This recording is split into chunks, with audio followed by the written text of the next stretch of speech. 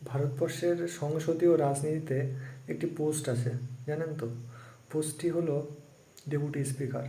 আমাদের ভারতীয় সংবিধানের 93 নম্বর ধারা, মানে 93 নম্বর আর্টিকেল, সেখানে বলা হচ্ছে যে একটি সরকার গঠনের সঙ্গে সঙ্গে, মানে কেন্দ্র সরকার লোকসভা নির্বাচনের পর যত তাড়াতাড়ি সম্ভব তত তাড়াতাড়ি স্পিকার এবং ডেপুটি স্পিকারকে নিয়োগ করার কথা। 93 নম্বর আর্টিকেল। আর্টিকেল 94 বলা হচ্ছে যে তাকে একমাত্র রিমুভাল, ডিসকোয়ালিফিকেশান এবং রেজিগনেশন এইভাবেই তাকে মানে পদ থেকে সরানো যাবে, অপসারণ করা যাবে।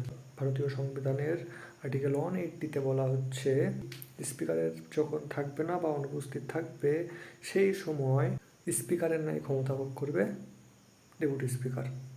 17তম লোকসভা, যেটা 2019 থেকে 2024 পর্যন্ত চলেছে, এবং 18তম লোকসভা, যেটা 2024 থেকে এখনো চলছে, 29 পর্যন্ত চলবে।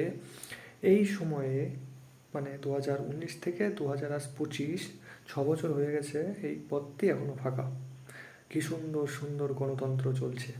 সবথেকে ভালো ব্যাপার এটা যে এতদিন এই পদটি বিরোধীদেরকেই দেওয়া হতো, মানে কোনো নিয়ম নেই। একটা ব্যালেন্স বানানোর জন্য, সরকার এবং বিরোধীদের মধ্যে একটা ব্যালেন্স বানানোর জন্য এই পদটি বিরোধীদেরকেই দেওয়া হতো। আজ 6 বছর ধরে ডেপুটি স্পিকার এই পদটি ফাঁকা। ভাবুন একবার শুধু।